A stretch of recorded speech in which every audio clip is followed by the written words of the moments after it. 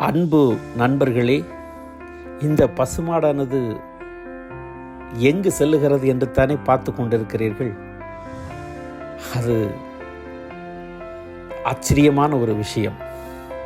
தன் உரிமையாளரை அழைத்து கொண்டு காட்டிற்கு செல்லுகிறது.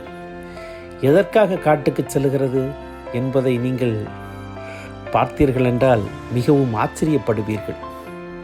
அது காட்டிற்கு புல்மேய செல்லும்போது அங்கு கன்று ஈன்றிருக்கிறது. அது மாலை வேளை என்பதால் கன்றோடே இருந்துவிட்டு காலையில் சென்று தன் உரிமையாளரை அழைத்து கொண்டு தான் கன்று ஈன்ற இடத்திற்கு அழைத்து செல்கிறது. அது நெடுந்தூர பயணம். அந்த பாதைகளை எவ்வாறு ஞாபகம் வைத்திருக்கிறது என்று பார்க்கின்ற போது அங்குதான் அந்த பசுமாட்டின் தாய்மை உணர்ச்சிபூர்வமாக இருக்கின்றது. மிகவும் ஆச்சரியமான விஷயம். காடு மேடுகள், வளைந்து நெளிந்து செல்லுகின்ற பாதைகள்.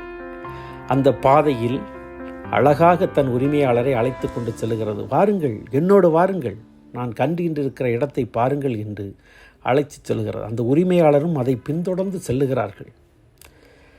அந்த காட்டில் அந்த பாதையை எவ்வாறு இந்த பசுமாடு ஞாபகம் வைத்திருக்கிறது என்று பார்க்கின்ற பொழுது அதுவும் மிகவும் ஆச்சரியம்.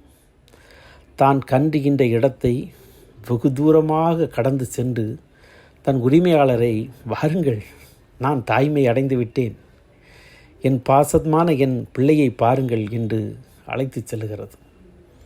மிகவும் ஆச்சரியமான விஷயம். ஒரு 5 அறிவு ஜீவனுக்கு இத்தகைய தன்மை இருக்கிறதா என்று நினைத்து பார்க்கின்ற போது 6 அறிவு மனிதர்கள் நாம் மூடர்களாகி விடுகின்றோம். உண்மைதான், தாய்மைக்கு என்றுமே மதிப்பு அதிகம்தான். அது கண்டு இருக்கும் இடத்தை சென்று அடைந்து விட்டது. தன் உரிமையாளரிடம் பாசமாக சொல்லுகிறது, என் கன்றை பாருங்கள் என்று. பாருங்கள், அதன் பார்வையை கண்டுகின்ற இடத்தில் நின்று விட்டது. அந்த உரிமையாளரும் அந்த கன்றை எடுத்து கொஞ்சுகிறார். அந்த பசுமாடு தன் தாய்மை உணர்வை எவ்வளவு அழகாக,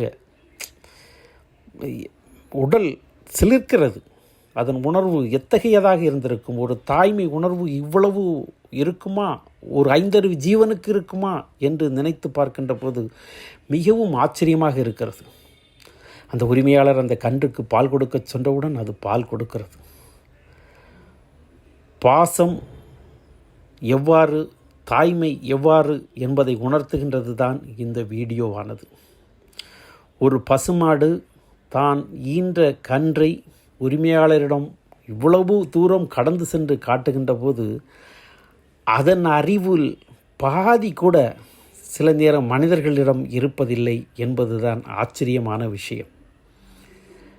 அன்பு நண்பர்களே, தாய்மை எவ்வளவு மகத்துவமானது, எவ்வளவு புனிதமானது, எவ்வளவு ஆச்சரியமானது என்பதை இந்த பதிவு மூலம் உணர்த்துவதில் நான் மிகவும் மகிழ்ச்சி அடைகிறேன்.